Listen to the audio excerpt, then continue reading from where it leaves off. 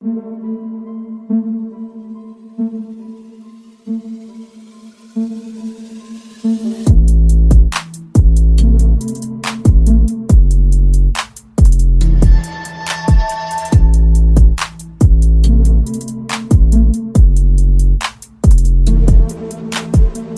and welcome to the Damian Lillard episode of the Hoop Theory Podcast, aka episode 71, which is in honor of his career-high 71-point game last season against the Rockets. My name is Logan Wortman, recording this one on the afternoon of Monday, January 22nd, and as usual, I'm joined by my fierce co-host, Jacob Roth. Jacob, how does it feel to be on the Damian Lillard episode? Pretty good. I kind of feel like a girl boss. Fierce. Fierce, yeah. I thought you might like that one. It's a jubilant word. Just kidding. I'm excited to be here. We've had a lot of not great things, but great basketball this past week that I'm sure we'll talk about. Nuggets Celtics played, and it was a darn good one. Yeah. Denver gave Boston their first loss in Boston this year. And I was like, honestly, after the first quarter, it was like a 3-point game, but I was like, oh, it's fine. Jokic has like 19. But then Jamal Murray decided to be good, and it was good. And I mean, it sucks obviously when your team loses, but it was like one of those games where you're like, you were pissed, but you're like, hey, at least it was a good game. Like it could have been like a game that you hated. But yeah, it just was a game. It was a game. The whole game was like very, very entertaining, like tightly contested. It was a good time. There was a couple, it was basketball, there was runs, but it wasn't anything crazy. A lot of Drew Holiday hate coming in from Boston people after that game. Oh, really? Yeah. Why is that? Just everybody feels like he's the most disappointing Celtic. And I'm like, well, it's because you're asking him to do something completely different than he did before. Like, he went from being like the second or third, depending on how healthy Chris Middleton was, to being like almost an offensive afterthought at times. Yeah. Like, that's not easy for someone to just do. And then people claim that his defense isn't as good. I'm like, well, no, it's not. He's just being used differently. So we can't if him and Derek White switched jobs, no one would complain. If we did not have Derek White, no one would think Drew Holiday's struggling. Because I just think that they do a lot of the things similar. So they overlap quite a bit. Derek White's just beloved all-star. Like Boston people will gather together and try to bully him into the all-star game. Yeah. So you think he's been the third best? Like, in order to get an all-star nod, doesn't he have to be at least the third best Celtic? Or would you get 4 in there? Because KP and Jaylen Brown? So I think the thing that he has that gets me is he's not really been bad. He's had 1 or 2 bad games. Because the first 25 games of the season, the only time we lost was when Derek White wasn't playing. Because he had, I think it was a kid, maybe? Yeah, I think I heard about that, actually. Or family. He was not playing, not due to injury. He just was dealing with family. I'm pretty sure it was a kid, I think. Anyway, those were the only games we lost for a long time. And then we lost to the, I think, Warriors when he played. Anyway, he just has been very, consistent. KP has very high highs, but then goes away. Jaylen Brown does the same thing. Jason Tatum does the same thing. But we are officially to the new year. Jason Tatum should start looking like Michael Jordan anytime now. That'll be cool. Consistently, night in and night out instead of once every 2 weeks. Yeah. Well, I think, wasn't he on a pretty good streak the few games before the Nuggets one? He was playing really well up until that game. Well, he is. I mean, still is playing pretty well. Nobody shot well against the Nuggets, and it felt like, obviously Nuggets aren't bad at defense, but it felt like it just was a weird. It wasn't all just the Nuggets defense. We just did not shoot well. But there's 82 games. It's how it goes. Yeah, but also if we get 7 games of that though for an NBA final, I would not be upset. Even if the Celtics, I just would be like, that was just a good game. Yeah, especially I've noticed what's the most fun to watch, games that are the most fun to watch sometimes is when teams play Jokic the way the Heat tried to in some of those games. And the Suns definitely did a lot in playoffs, which is make Jokic a scorer, basically. Just play him one-on-one and try to stop everything else that goes off around him. And so that's what the Celtics were doing. They were just guarding him straight up with Al Horford the whole game, which Al Horford, like one of the best players in the league, you could, ask for to try to guard Jokic, but still it's just like, if it's one-on-one coverage, Jokic is going to cook anybody. Mm-hmm. And so that's what was happening, especially like the first half. Like Jokic just came out of the gates really hot, but Aaron Gordon and Michael Porter Jr. both had terrible first halves. They picked it up a little bit in the second half. But yeah, not a great game overall from the Nuggets or the Celtics, obviously. It was a 102-100 final score. For two of the better offenses in the NBA. Yeah. Granted, two of the better defenses also, but yeah, it wasn't great. But Jamal Murray, though, was a guy that I was like, okay, I know he's good. Didn't do anything and then did everything. And I was like, what the heck? Yeah. He gets in those zones where he's making literally anything. And it's like, it's just a great day to be alive as a Nuggets fan when it's one of those days. But yeah, so I guess jumping into our first topic for today, which is something that has been on the back burner for a little while. It kind of came up naturally a few episodes ago, but we didn't have enough time to like actually dive into it. And that was the regular season totals, or like how we total people's stats in their career. I just think it's really weird, and I'm confused at why it's just the norm and nobody else seems to question it at all. I've just became more and more like, I guess, skeptical of why we do it this way, which is how the number that's held up there as like the most important numbers are always the players' regular season totals on their career. It doesn't include playoffs. And now with that, adding all these new things in like the in-season tournament and the play-in tournaments, it's not going to include those games either. And so with those additions, I think I'm just even more like, why don't we just combine all of the stats? And why don't we just look at that as like, oh, that's what the person did on their career, instead of just going on the regular season, which over the years is mattering less and less, It's like, why is that the main thing we care about? Like when people say Jokic's career high is 50 points, when just less than a year, it's like 6 months ago in the playoffs, he just scored 53. Just feels a little like he just scored 53. Why are you saying his career high is 50? But that's just the way we say it, because I don't know why, but that's just the standard way we do it. What are your thoughts on this? To be honest, don't super care at all. Like if I get both sides. I get like, I'm always a proponent of, why are we changing things if we super don't really need to? And this is just how they've always done it. But I also get like, LeBron scored more NBA points than Kareem like 4 years ago. Yeah, I think it was like a year, or like a year before he did the... So 2 years ago, 3 years, or whatever it was. Because I can't even... It was about a year when he passed him. Yeah. But like, yeah. I fully understand just put them all together. Why are we separating these? Yeah. But then I also get the like, well, it's this way. Everybody plays the same number of regular season games if they're healthy. Yeah, exactly. When they're healthy, which is like never. Nobody ever really plays the same number of regular season games anymore. It's the same number of opportunities to play type of thing. Yeah. I mean, no one's ever stopping you from playing all 4 rounds in the playoffs except for your team losing. Everybody has that opportunity every year. I think it's different in terms of whatever. Like I can't. I feel bad, but we talked about it off pod. Yeah. And then the more I thought about like how am I gonna, I didn't care. Okay. The more and more I was like thinking, I was like, I get why people wouldn't want to change it because that's how it's always been, and everything would get shuffled around or whatever, and you'd have to do that. But I also get where you're coming from. Of it's really dumb that they're separate. Yeah, it just is. I mean, like, they're... Like, if anything, you should have, like, the everything and then just your playoff number. Yeah.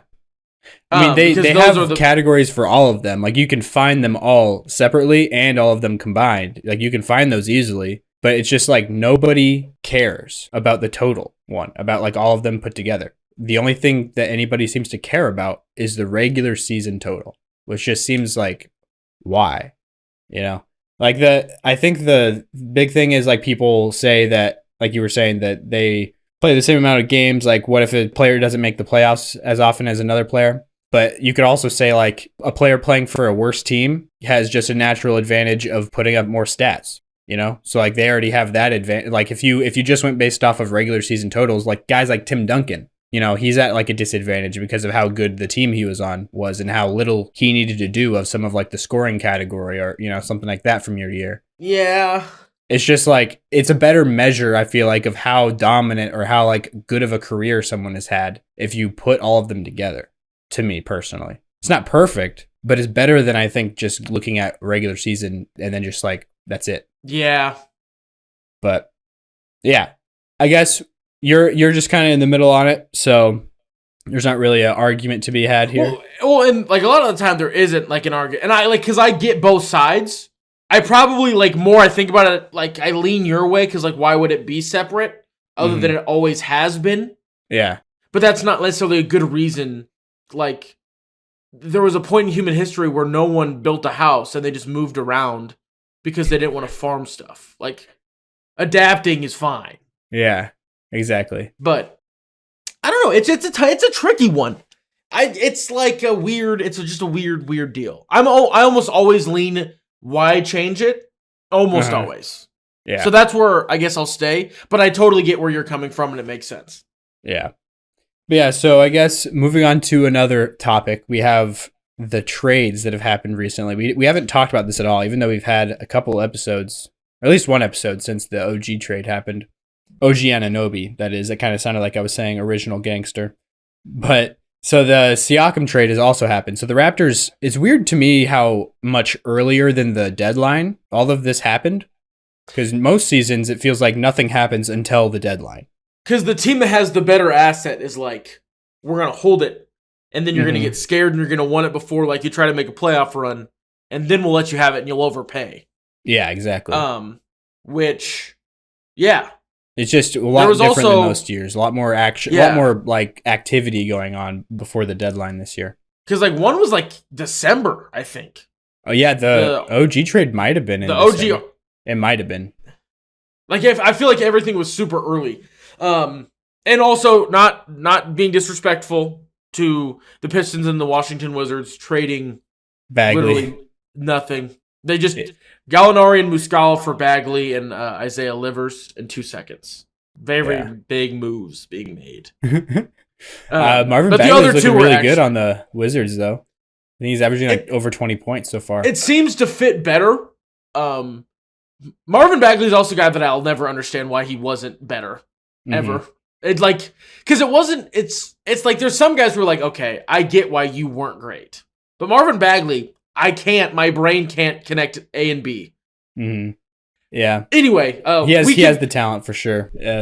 Hopefully he'll stick in Washington. Yeah. Do you want to start with the OG trade probably? Yeah, since that happened furthest away. Yeah. So Toronto traded OG Anunoby for RJ Barrett and Emmanuel Quickley. I have all the details if you want them. Oh, nice. Yeah, go for it. It's OG Anunoby, Malachi Flynn, and Precious Achua.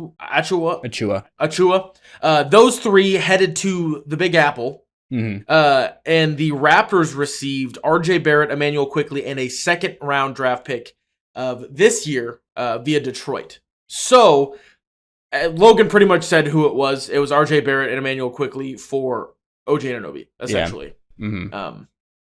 And it looked really like it still does look good for both teams. Kind of sort of both teams. Like RJ Barrett gets to go back to the Great White North. Yeah.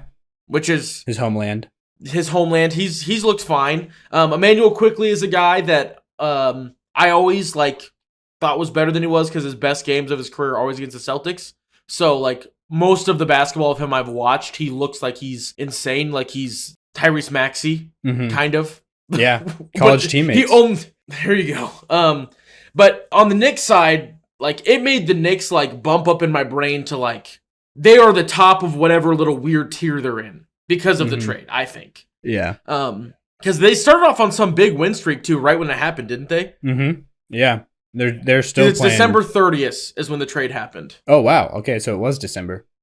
But yeah, I think moving off of Quickley just made sense because the overlap of him and Jalen Brunson. With Jalen Brunson there, Quickley is just basically going to be your third guard or your, first guard off the bench type of thing at max. And, in a different situation, he could probably be better than that. So that's what the Raptors were betting on there. Also, RJ Barrett has just not really improved over his years in New York, the way that you would want from, a prospect of his caliber. And as soon as he got to Toronto, though, he's been playing a lot better. He's been shooting a lot better. So things are just looking nicer there. Also, I think it's just good for the Raptors overall because, their whole thing is just like super wing heavy. So they were having like OG Anunoby run the 2, like as his normal regular position, and Scotty Barnes at times being the 2, things like that. But moving those guys down to like the 4 or 3 of the 4, where they're supposed to be. Yeah, exactly. I think is helpful. And getting a guy like Quickly, who's a natural guard, and RJ Barrett, who's like a smaller wing, he can play 2 pretty easily. It's not like out of position really for him. So that's just a better fit there. More guard skills also with those guys.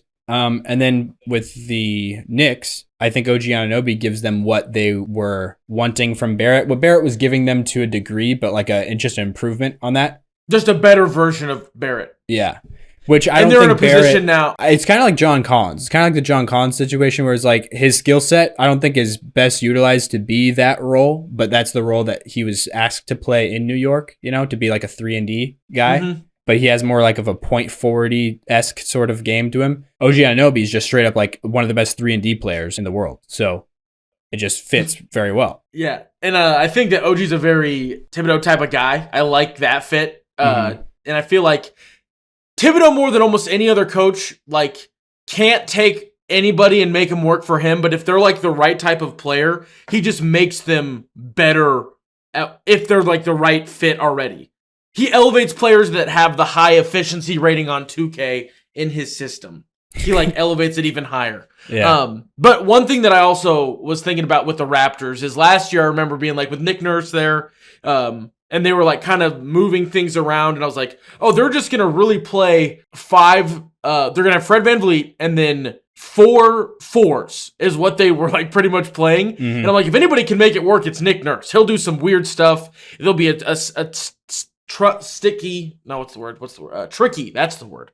A tricky out. They won't be a team that you can just sleep on, and then they were bad, and it didn't work at all. Mm-hmm. And then Nick Nurse was gone. So it was kind of like, well, we've got a bunch of power forwards, small forwards that we need to get away from. And so now they did. And I think they've done it very well, not through just this trade, but through the other one as well. I think they did a nice job. I think they lost the Siakam trade, which we'll talk about later, more than they did this one. But anyway, because that one was more for future capital, right? Yes, because they got more they got 224 firsts and then a conditional 2026 first. Conditional 26, is that what you said? Yes. So that is like protections. Is that what the condition is? I just know on NBA.com it says conditional. I'm not sure what the conditional means. Yeah. But they do have 2 first-round picks this next year from this trade alone. Mm-hmm. Which is pretty good. Like, obviously, that's the direction they're going in, is more of a rebuilding, retooling phase. And so I think that they probably should have made these moves even earlier than they did. Honestly, would have been the best thing. But I don't know. Like, right now, I think... So I guess why do you think they lost the Siakam trade? I shouldn't say lost, because their season's not over, but they're not going to do what they wanted to at the beginning of the season. So I guess you can't necessarily call it a loss, but you just... Bruce Brown is just going to... Honestly, I was shocked that it wasn't like a buyout consideration. But I guess he has a pretty good second year, his option, doesn't he, on that contract? That's team option. The second year was a team? Because I couldn't remember if it was team or player. Mm-hmm. And then I felt like they didn't get anything except for like 2 guaranteed firsts. Bruce Brown's not nothing, but in terms of what you're doing as a team, it is nothing. Also, I think he's a flippable guy. Especially with that team option on his contract, like even like trading him here at the end of the season, I think will probably be what you see instead of... You could see him before the deadline even, but most likely it'll be, I would think, after the season's over. And so he can get moved to a team that, is wanting to add him to their roster to make a push, as a contender, basically. As a 6th or a 7th man type of thing, like... Yeah. Because I think he is not going to do the same role for anybody outside of the Nuggets, what he did. But he's still a very valuable part of a rotation, a guy that's been around a lot of winning places. Mm-hmm. So he'll be valuable to somebody. It just depends on who that somebody ends up being, whether it's at the trade deadline, like you said it probably might be, but most likely as a team retools for next year, seeing what they were missing, and a guy that's sized like a 3 and plays like a 5. Yeah. Only if you want him to. I would say he's sized as a point guard personally, but I guess he has a big wingspan. But yeah, he's one of those. He's a rare mold. Him and like Gary Payton II are kind of those guys that are have. It's a mold that has popped up into the NBA solely because of all of the shooting. Like the like how many guards that couldn't shoot have left the league because of like how much shooting matters now. That you can actually bring in guys like Gary Payton II and Bruce Brown, who can shoot now, by the way, but before, early in his career, he couldn't. And it was like they're just hustle athletic guards that are really good and intuitive at like cutting into open space and utilizing the excess of space on the floor because of there being no non-shooting guards in the league, especially if they're playing on a team that all other four positions can stretch the floor. Then they're really valuable. Essentially, the entire NBA is floor spacers, so you need floor-like condensers or someone that can use the space better. Because like that used to be like a role that people would play. Like, oh, he's a good floor spacer. He pulls the defense out of the paint. Now everyone is just that. Exactly. I need and so guys that can capitalize. High basketball IQ guys that can do stuff like that is a valuable piece, at least for now until things shuffle and change again and. Who knows? Yeah. As offenses start to run from like the free throw line through the bigs and stuff, that also kind of has eaten up a lot of that space because obviously somebody's standing right there to help with him. So it's basketball or silly me. It's not basketball theory. It's hoop theory. Sorry, I hate myself just as much as you guys probably do. But it's I don't know. It's just. I didn't. If you would have gave me like a list of all 30 teams, who's going to be the one shaking things up? Wouldn't it put money on the Raptors? Like I knew that they'd move some stuff, but I didn't think it'd be like we're essentially going to start over. But Scotty Barnes is staying, and that's all we're really committed to. Yeah, I honestly thought they would do that whenever they were trading off of Kyle Lowry. The off I thought that was going to happen. Yeah, and then it just didn't, and it just kept kind of. I guess they've been slowly doing it since Lowry left, but. Just really slowly. Really slowly. But now that they got off OG and Siakam, which are the two, really big pieces that were still left there from the championship year, which a lot of people forget about OG. OG wasn't on that team, wasn't playing for that team because he was injured that entire season, but he was on the team at the time. A lot of people forget that he was there, but just not playing. But yeah, so I also really love the fit on the Pacers side of things with Siakam. Pascal Siakam and Tyrese Haliburton is going to be a nice 1-2 punch. Did you see this? That the original thing that the Pacers were pushing was for Lauri Markkanen? Yeah. And Danny Ainge saved the NBA because that would have been terrifying to deal with. Yeah. I Haliburton and Markkanen would have been way worse. Yeah. In terms of watching how do you feel? I feel like Markkanen and Haliburton is something that I'm a lot more scared of in my brain. I don't know why. I just am. Yeah. So shout out to Danny Ainge for saving the NBA. Mm-hmm. That would have been that would have been a interesting dynamic. Probably would have pushed them up. I don't know if it would push them up higher than they are with Siakam because Siakam. It's hard to knock him at all because he's 2-time All NBA guy. And I think recent. He's getting closer to what he was pre-bubble season than post.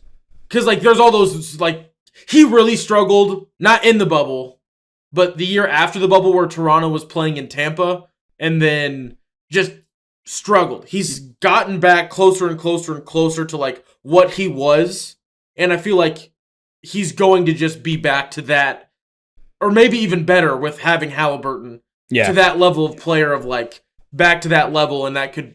They have a full bona fide 1 and 2 instead of a really good 1 and then guys that you think might get up to that level but aren't quite there yet. Mm-hmm. The Pacers are they're going to be a low seed in the playoffs just because of not low seed, but they're going to be a terrible team that the 1 seed in the East is going to have to deal with. You're going to be well, this sucks. We beat the 8 seed. Now we have maybe the hottest team in the East to play now. Terrible as in terrible from the 1 seed's perspective. Yes. To deal with. You won't want to... Because, there's a world where they end up, the 4 or the 5. Yeah. I was about to propose this, or, ask, pose the question, there we go, of where this puts them in the East now. So I think second. In terms of teams I wouldn't want to play against, Oh, for strictly from a Celtics perspective. Is that what you're saying? Yeah. So and the they're only reason they're above not who? the Sixers? Okay. And below the Bucks. Just because the Bucks Yeah. are the Bucks. They've done it like guy there except for Dame has like done it before in terms of like done playoff things, you know? Mm-hmm. Dame has, but not to the championship. You know what I mean? Yeah. And so, yeah, but just in general, I don't think that's crazy because matchup-wise, I wouldn't be shocked if they could beat the Bucks with Spicy P. Oh yeah, not at all. Like they're a good team. Like they're just that good. Yeah, no, the Pacers would be in the finals, and I'd be like, I'm okay with that. It's not like a fluke. They're good. They're Honestly, very good. That's insane that we're at this point this quickly. That just last year they were a losing team, and Tyrese Halliburton was like a budding star. You know, I think that's why, because he skipped whatever is in between budding and a flower. He just went there. Exactly. He just jumped that and turned into like everybody's talking about Ant, and everybody's talking to it's me. I'm that guy. It's not. Does NBA have comeback player of the year? It for sure does. No, they don't. They don't? No. Dang. I feel like I've gotten confused about this before. If there was one, it's Tyrese Halliburton. Because he got hurt, whatever, missed the second half of the season, is going to come back and be I'm going to say it, the best point guard in basketball. Just is. Either him or Shea. This year. Yeah. But that's he was not even considered in the same realm as Shea, other than they're both young and good at basketball. But like this season, I feel like he has just exploded. Yeah, Shea's taken a step up too, but Shea was also very close to this level last year. I'd say the big thing is both of them are like playing better than Steph, dramatically so. I mean, Steph's not playing bad at all. He's on a bad team, but like those guys they just seem like they're having better seasons, and also. I mean, I guess if we don't account Luka as a point guard, he never comes to mind when I'm thinking of point guards. But he would be in that conversation too, for sure. But I don't think you're crazy if you say, like, who's having the better season right now? Mm-hmm. If you put, like, Luka, those three in any order, I don't think I'd be like, you've never watched basketball. Exactly. Yeah, I agree with that. I'd probably lean Luka or Shea's having but, like, they're all in that little circle, that realm, which is wild that is where we're at. And we also... I forgot about this. Pour one out for another point guard. He's beloved in all of our hearts. I forgot about it, honestly, and then you said something, and it was a good idea. So it's all you. This is gonna be it's not obituary. What's the remembrance when they're still alive? Memoriam? No, that's also when someone dies. Is it monument when they're not dead? I don't know. This is not a question for me.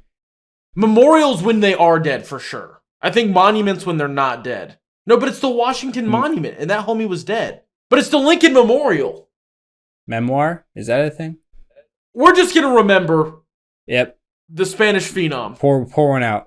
You know, this isn't a very good time for you to ask me. You know, this is the reporter's fault, the person asking the question's fault, not my fault. You know what I'm referencing? The LeBron James interview. That was hilarious. But no, yeah, Ricky Rubio, I've said for a long time on this podcast, is like one of my favorite players like ever, honestly. Like if Ricky Rubio had like even like just a somewhat okay scoring game inside, like his finishing ability and like jump shot, like he had a smooth jump shot, he would be an MVP candidate. Like, I'm not even kidding. Like, he would be good. What level of, like, player? Like, pick a player that he has to only have that level of inside finishing to be an MVP candidate. Like, what's the worst... You know what I'm trying to say? Like, what's the guy with the lowest level of inside finishing that you feel like if Ricky Rubio had that, he would be an MVP candidate? Okay. We're also coupling this with the jump shot, too. Because that's also important, I think. So I would say, like, Mike Conley. If he had Mike Conley's offensive weapons. In terms of his scoring, basically. His scoring. Ricky Rubio with Mike Conley scoring as an MVP candidate. Close. Book it. Write it down. It's closer than people think. I'll just say that. No, because he did everything, just all just the little weird things, better than anybody that's ever breathed. Yep. He just is like, you don't even realize that he's doing it a lot of the time. Mm-hmm. He is like one of the best like basketball IQs. Like nobody really puts him up there with those like Jokic or Chris Paul or LeBron, like stuff like that, because he's Ricky Rubio, you know, and he's not like an all-star or anything. I honestly think that's the only reason why he's not looked at like that. But like if he had an ounce of like scoring ability, you know what I mean? Like he would be so good. He would be looked at in a very different light, I feel like. I also think another big part of it is everybody like loves him. I can't remember. I think it was that Paul George podcast he does where he has different players on. I can't remember who. He was talking to a T-Wolf. I can't remember who it was. Yeah. I guess out of all the T-Wolves that it is now, it'd have to be Cat. I don't think it would have been anybody else. I added to my watch later, but I haven't seen that actual clip yet. There's just a part where it's like, everybody loves him because he's just that guy. Mm-hmm. Give it a watch. Yeah. What is his podcast called? I should know. Podcast P? Okay. That's why I don't know it, because I just try not to think about it. You don't like that? I think that's funny. Podcast P? Well, I feel like it has the same energy as Dominating. Really? Because the playoff P, it just is uncomfy. But that I feel like that's being self-aware.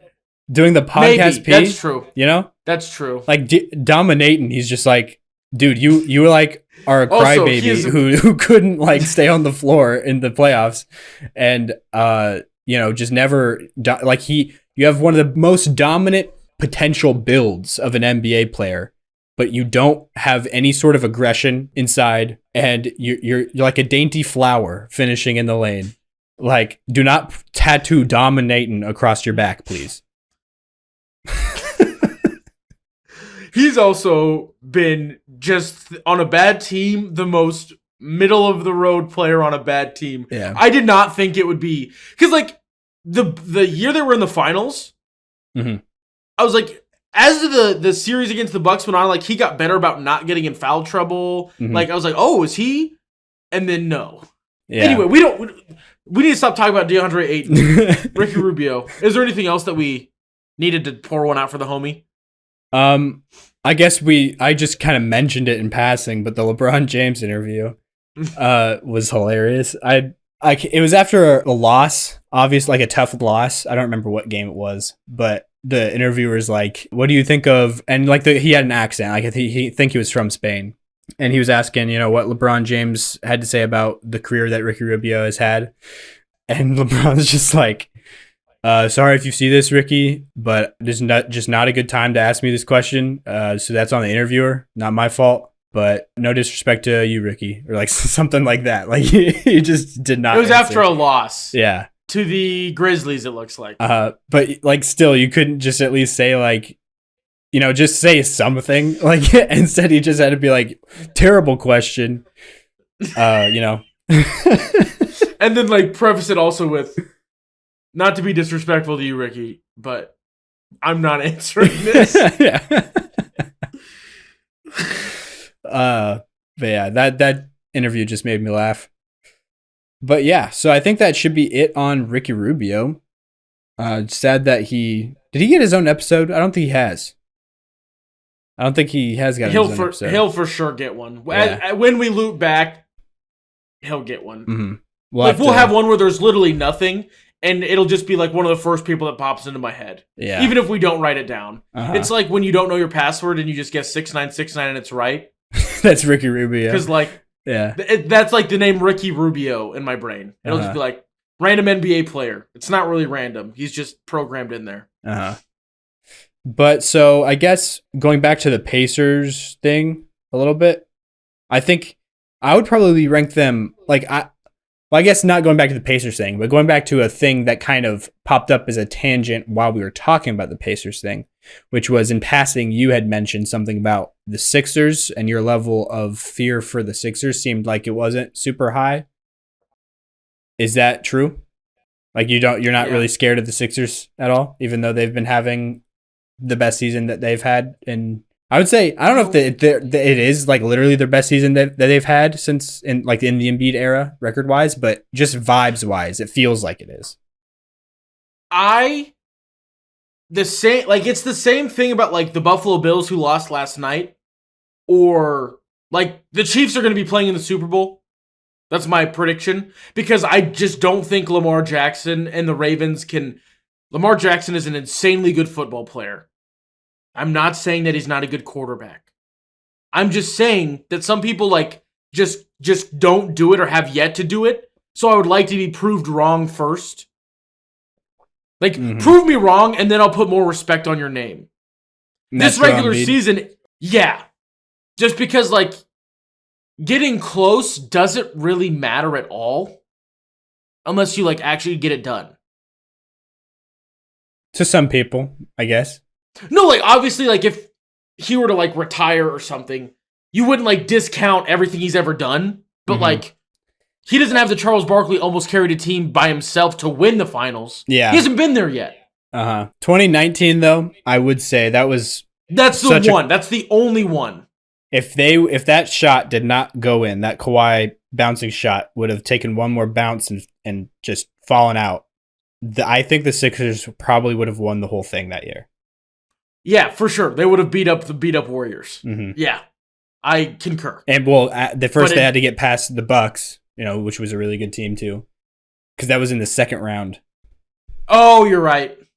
Which is why it's kind of crazy that like the second round is looked at as like that was like the finals in retrospect. Because I thought it was, and I like legitimately think it was in my brain. Yeah, like that's just But yeah, so I think that like the Sixers to me, I feel like they are at a different level. Like I fear them. I'm not even in their conference, but like I feel like I would fear them a little bit more. But I definitely have them over the Pacers, I guess is what I'm saying. Pacers are still like pretty scary, like really scary compared to like where you would think the Pacers are just in your mind. You know what I mean? You're also way better at like not just letting your heart take your brain and go like, I'm the captain now. I'm like fully aware that I'm probably wrong, but I can't even talk myself factually. Like, no. Joel Embiid will not get past the second round because he's physically incapable. It's just and impossible. It'll be somebody else's fault. But then there's the Nick Nurse thing, and I feel like Nick Nurse could coach fourth graders to the playoffs. Man, I don't. Tyrese Maxey's at a huge, like just a different level now. I'm more scared of Tyrese Maxey than I am Joel Embiid. Like, that's how delusional my brain is. Like, I know that that's wrong, but like, I look. What's the difference in these two pictures? One's Joel Embiid and one's Tyrese Maxey.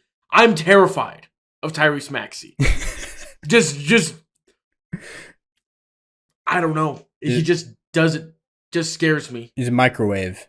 Just all of a sudden. I think it's because like he's built like he's like a kid in an AAU mixtape, like how his hair bounces when he dribbles and stuff. I think that's part of it, where it's like this guy does not look like he can do what he does. Yeah. He just does it.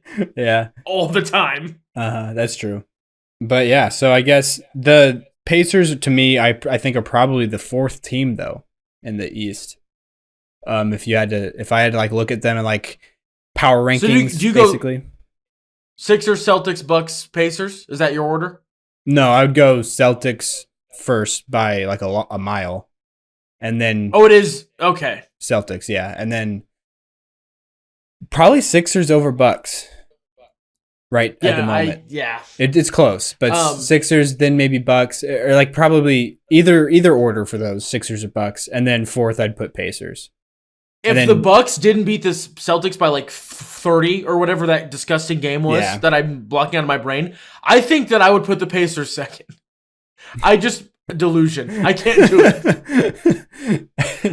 And and then I guess the other teams that we got, the Heat and the Cavs, Knicks. Like I think those guys are right there in the 5, 6, and 7 spots. It depends on what Bam shows up for me for the Heat. Because like I feel like as Butler's like getting a little bit older, obviously he can still do that stuff, but like in a 7-game series, you just would need like, I'm good at basketball Bam to show up more than he has in previous playoff series. He's had some where he's like insane, but then he just isn't other times, you know? Yeah. There are also young guys I think have been playing really well for the Heat, which is another thing that is exciting for them. Is Jaime Jaquez is probably third in Rookie of the Year right now. I love that man so much. He's so different. Everything about just the way he plays does not feel. You're just like, man, he's just kind of going. Yep. He's like the 40-year-old doing. He's the new Joe Ingles. How Joe Ingles looks like the Y guy. That's kind of true.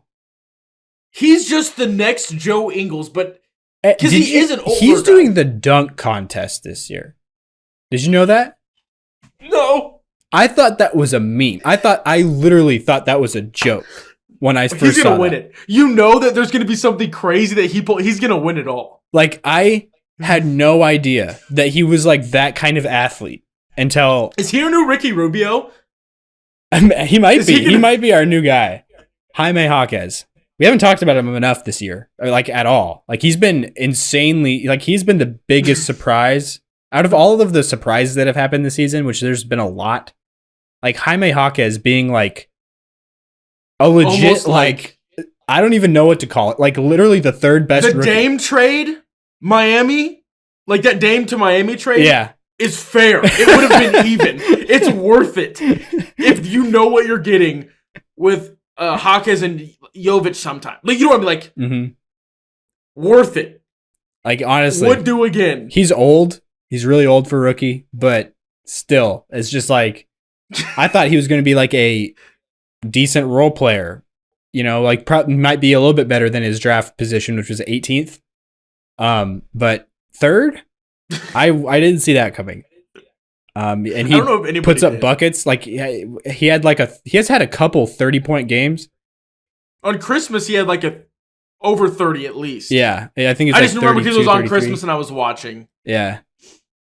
Man, he's not that big at all. He's like 6'6", 6'7". 6'6", 225. Yeah, but he has like post moves like Kevin McHale. And then he has just like the most silky smooth jumper, like in the mid-range especially, but he's been shooting some threes too. He's just a very high IQ player, can pass the ball really well, has a good feel. And then apparently he's also very athletic because he's in the dunk contest. I knew that from UCLA. That I did know that one from UCLA. That he could jump? That he's an athlete, yeah. I did not know that at all. I thought he was like a Jokic. Well, not that bad, but like, you know what I mean? Well, and I don't know if I knew that he was like dunk contest against the only reason they're in the NBA is because they're athletic. Yeah. Like level athletes. But yeah, I knew that he was swifty. I also think something about just the mane and just the like conquistador facial hair. It just conquistador works. Is that what you said? Yeah. That's what it is, isn't it? I don't know like if that's what it's called, but I get what you mean when you say that for sure. I doubt that that's what it's called. Conquistador? What? You're making a face. Because I'm getting mixed results. I Googled conquistador facial hair, and a picture of him shows. I'm just kidding. That'd be awesome. Yeah, I'm sure that would be the facial hair that would show up because you're thinking. I'm sure you're picturing like Hernan Cortez or whatever, the leader of the conquistadors from the greatest animated movie ever, The Road to El Dorado. Is he in that movie? That facial hair. Yeah, that's Hernan Cortez. I don't remember that movie very well, so it's a great movie. Yeah. Miguel and Tulio. Oh, the first movie that DreamWorks ever made that lost money because they hired Elton John to make the soundtrack. Is that why? Just because of the soundtrack? Well, if you hire Elton John... What's wrong with Elton John? He's one of the biggest pop stars ever. That's my point. Explicitly. You hire Elton John to make a random animated movie soundtrack? I feel like that's like going to a T-ball game with a corked bat. Like, you're just overdoing it. No, I'm fully aware that Elton John, like, this was peak of powers to Elton John, and you're like, hey, would you make us the soundtrack for this animated movie? Like, I feel like he wasn't cheap, you know? But okay, so why is It's the first one that ever lost money because so much money went into the soundtrack is what I was trying to say. Oh, I see what you're saying. Not because it was bad. You're not saying it gas. performed that bad because Elton John was there. It's because they sank so much of their money into Elton John. Which I don't know if that's true, but I feel like it has to be partially true. Yeah. Like he could not have been cheap in like 2003 when this movie came out. Yeah. I mean, isn't it kind of like how much did they pay Phil Collins with Tarzan? And Phil Collins is not as big as Phil Collins is huge, but no, he's not Elton John. So I guess that makes sense though. That I thought you were saying that it wasn't like it was like a turnoff for audiences or something. No, I was like, why would that would be the opposite? I feel like. But the fun fact is that is for anybody that does like trivia stuff, that is the first ever DreamWorks movie that did not make money. That like lost money. Yeah. I think I heard that before. But yeah, anyways, we dove way too deep into that. We just did like I don't know how long it was, but it seemed like we really got into the weeds on that one. Onto a DreamWorks movie. But it's a great one. Yeah. So I guess what else we have for today is revisiting the over-unders that we've been doing, which I probably should have been prepared for this by getting that up on my screen.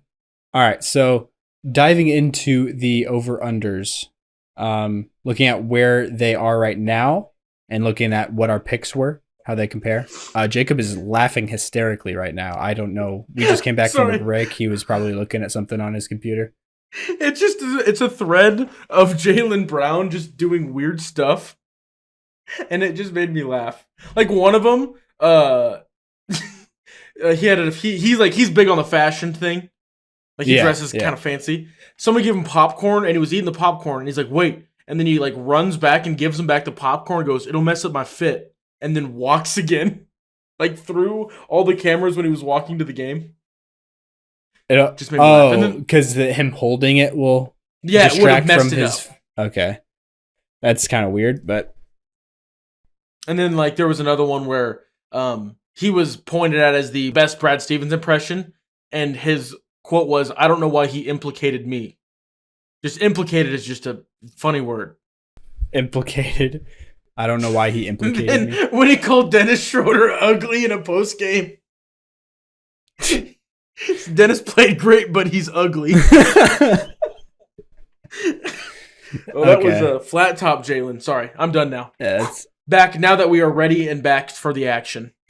All right, so looking at the Western Conference standings and how like that compares basically to what their over-under line was at the beginning of the year and our picks from that. And so to touch on the rules, because we barely did last time, at the beginning of the season, we did these over-unders. We did one episode per division, and we could pick either over or under on each team's line for regular season wins. And we could also lock our over or under once per division. And a lock would make our selection worth 3 points instead of worth just 1. So we get 3 points if we're correct. We lose 3 if we get it wrong. And then we also have one stay away to use per division. And a stay away just makes it worth nothing. So use it on the ones you're not confident about. And so looking at the Pacific Division, Golden State Warriors, I'm so glad I used my stay away on this team. Golden State Warriors over-under line was 48.5 wins. Jacob, you locked the over. Yeah, I knew this one was going to be bad. That's your first like real miss on a lock, honestly.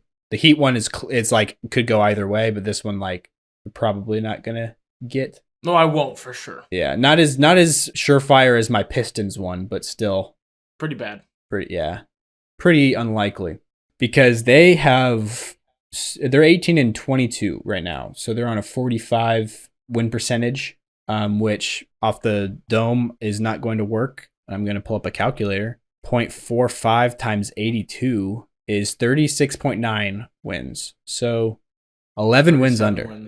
That might be the biggest difference that we've had other than the Pistons one. Yeah, which was double that.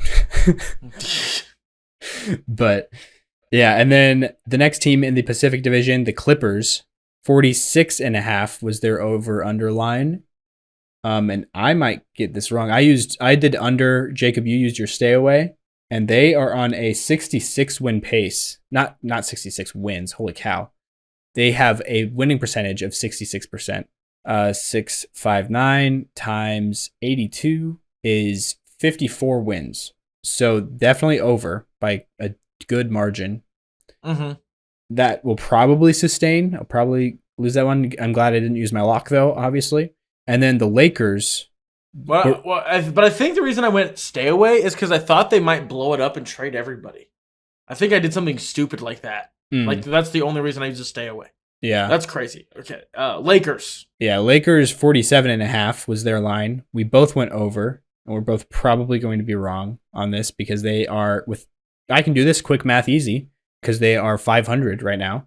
So they are on a 41 win pace, which isn't like, I mean, it's not like impossible, obviously, if they just go on a tear in the second half of the year. Which is what they did last year. That is what they did last year. So if that happens again, then they still have hope. They could get to that magic number of 48 and make us both right. But this one doesn't really matter because we have the same pick here. So it affects us the same way. And then the Suns, I locked my under on this one. 52.5 was their line, which I'm so glad I did that. You just went normal under. 24-18 is their record right now. And that's a 57% winning percentage, which puts them on pace for 47-ish wins, 46.8. So not like a crazy amount below, but a definitely significant amount below the line. And they're doing better of late, I guess, because, yeah, they're on a 5-game win streak, actually. They have the longest win streak right now in the West.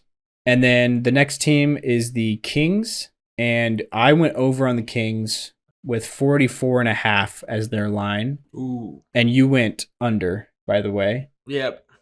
They were a rising tides team where I thought everyone else was getting better, so they were just going to not be able to take a big jump. Yeah, you thought they would be not better than last year. And so people were going to, they have them figured out now, basically. And the rest of the West was rising, I think was your argument that you had laid out. Yep. But yeah, their winning percentage is 56%. So multiply that by 82. That's a 46 win pace. So just slightly over. Looking okay. That would be close. Yeah. Because they are on a 4-game loss streak. Yes, they are. Which is tied for the worst in the league. That's kind of crazy with how many, there's a handful of really, really bad teams, Wizards are at 4. Well, Pistons recently got another one of their wins, so they're at only a 2-game loss streak. Yeah. Which they have 38 of those, 38 losses. So it's kind of a rare window, honestly. And then the Spurs, they have just one a win streak, honestly. They've won their last game. But yeah, so then that's the whole Pacific division. So that one will be close. I think just going division by division, I won the East by a little bit. I think you probably edged me out in the East. And then the Lakers, so we're basically tied here, I feel like. My lock will be the big one. Yeah, so you'll lose that. But you had the Pistons lock. And I have the Suns lock here. So I think I definitely won the Pacific one so far. Oh, yeah. But moving on to the next division is the Northwest. So that's the Nuggets is the first team in that division. Yours truly. And so their over underline was 52.5. I locked the over on that, obviously. And they are looking pretty good. They're over that pace for sure. I know that for a fact, but just to get the exact 30 number. 30 and 14 is what they are at. Yeah, 30 and 14, which is a 68 percentage. And multiply that by 82 is 56 wins, just under 55.9. So pretty okay amount over. Not major, but looking pretty good there. You also went over, so we're both. Mine was regular, though, if I believe. Yeah. Yeah. It was, because you locked the over on the Timberwolves, which is the next team. And you are definitely right there. Feel good. 45 was the win line that they need to hit. Wow, I didn't realize it was that. Yeah. I remember being very either way on the Wolves, but I opted for the slight under, which is going to be very wrong, I think. Unless something tragic happens. Because their win percentage is 71.4% right now. and that puts them on pace for like probably like 60 almost, 58.5.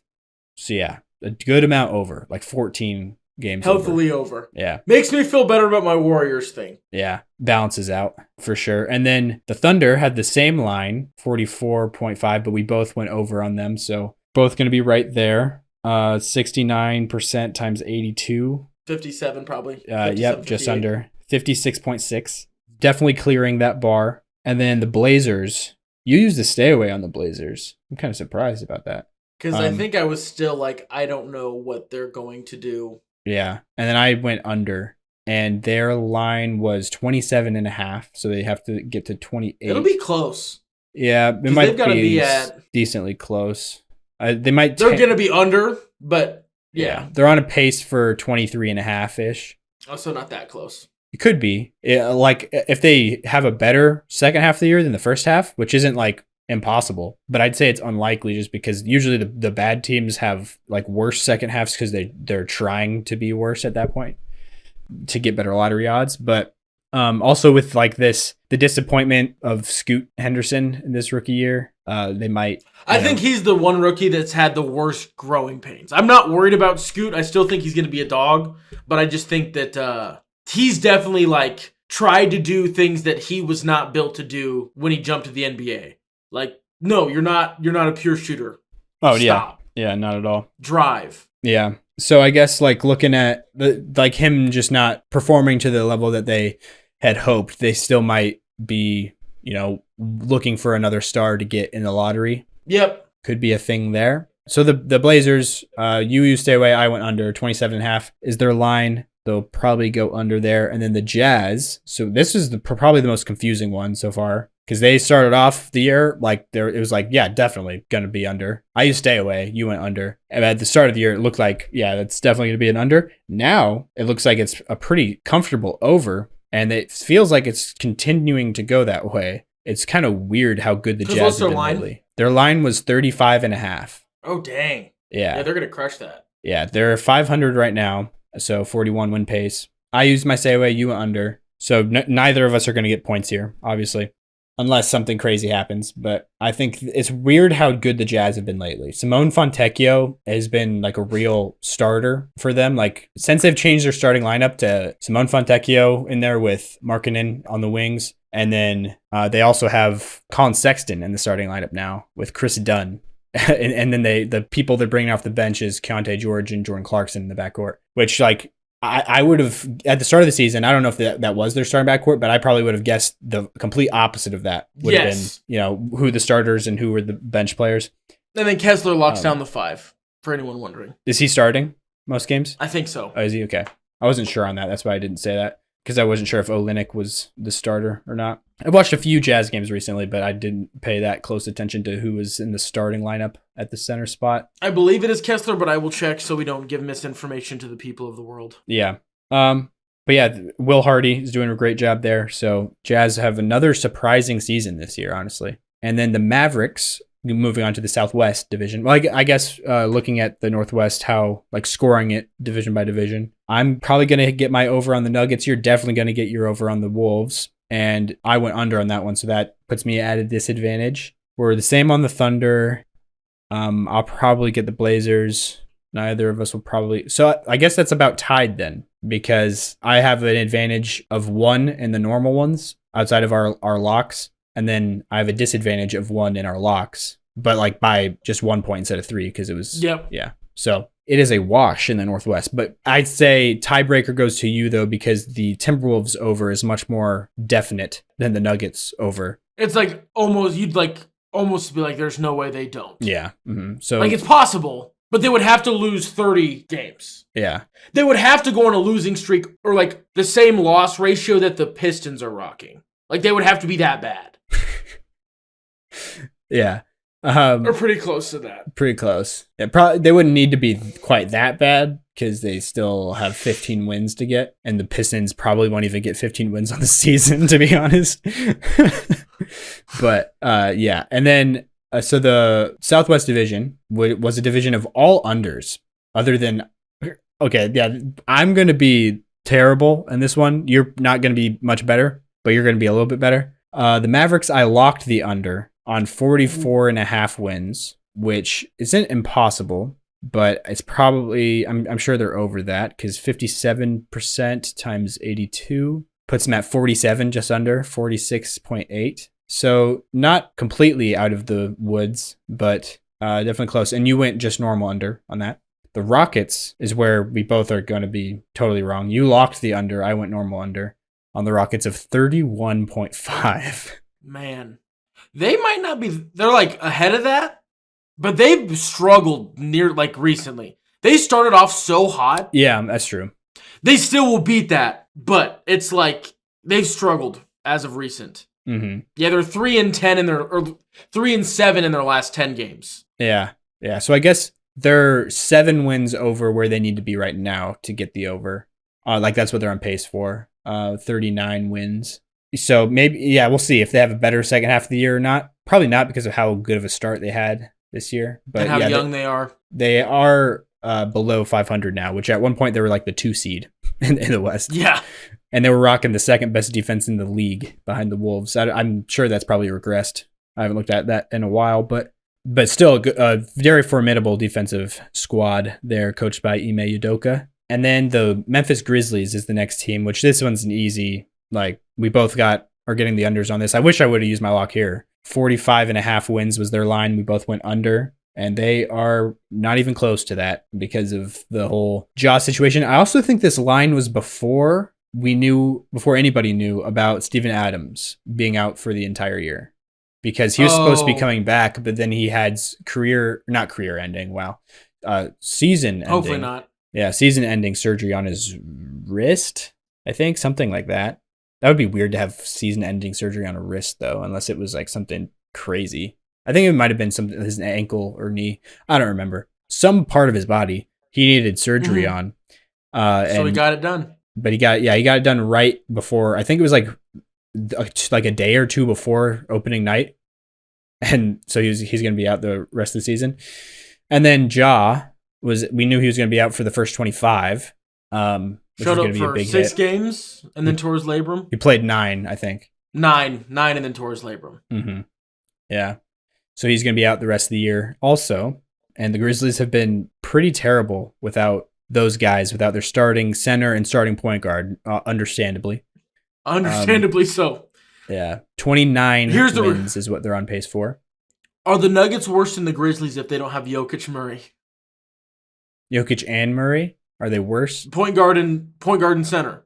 I think they're worse, honestly. No, I just was like throwing out Celtics don't have of course. KP, Drew Holiday.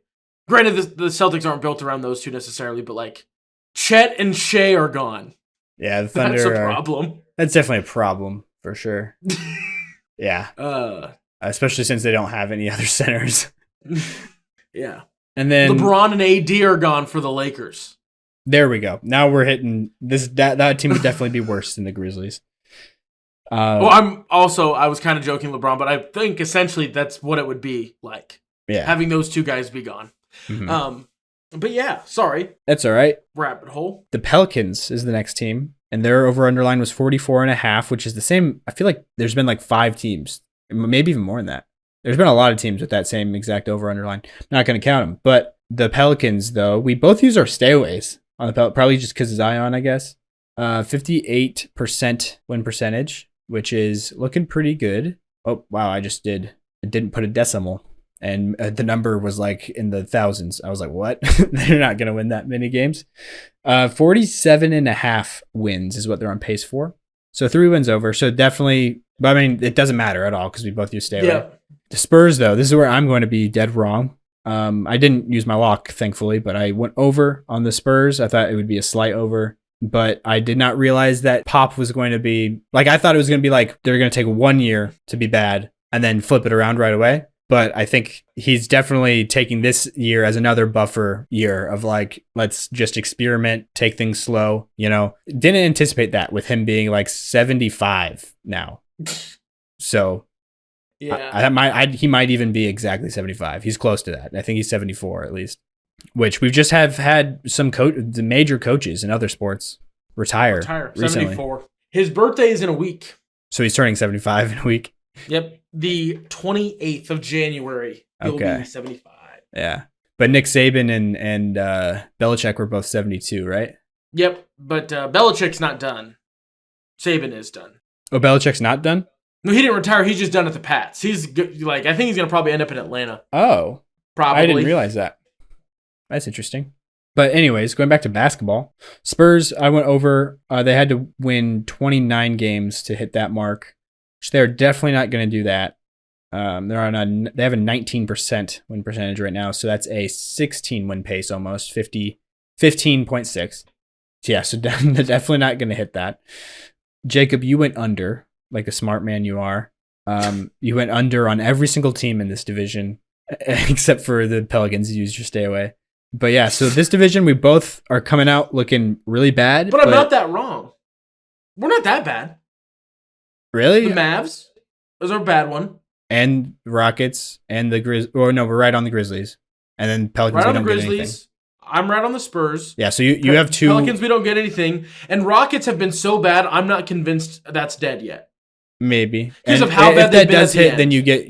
If that does hit, then you get your lock also. So that would be big. Oh, I'm not even the lock side. But like, yes.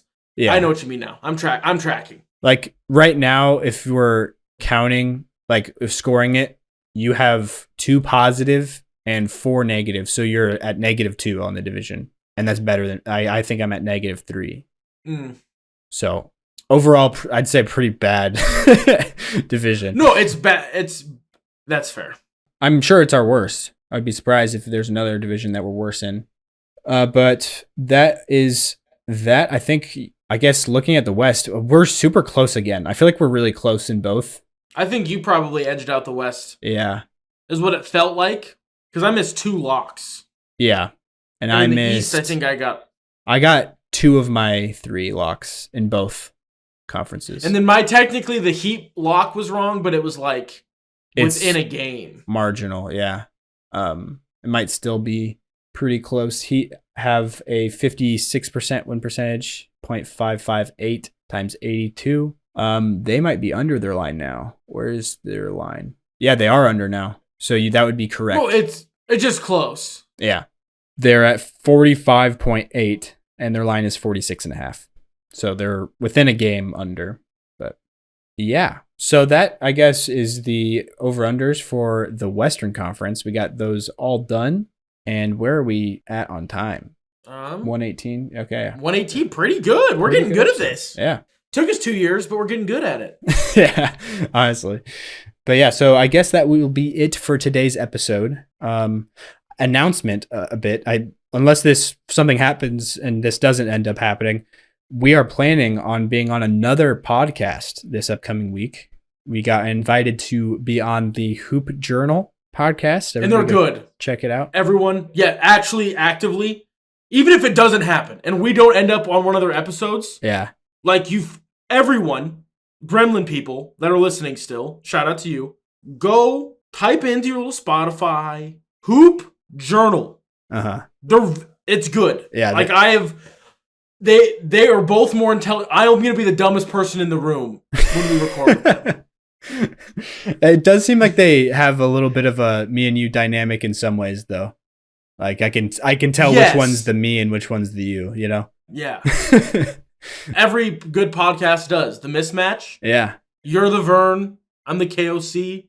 I'm just kidding. Okay, yeah. I'm messing with you. Yeah. On my role, at least, like, is the Verno of like leading us into the topics and everything. But I'd say personality-wise, we're definitely the opposite on that.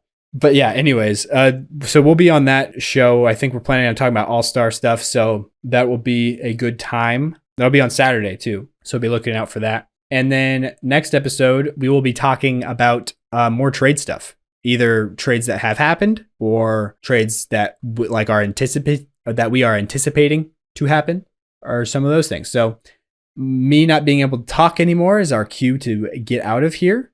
Thank you guys for listening. Check out all of the stuff, Patreon, buy me a coffee, all of those things. Stay happy, stay healthy, and we will talk to you guys next episode. Peace!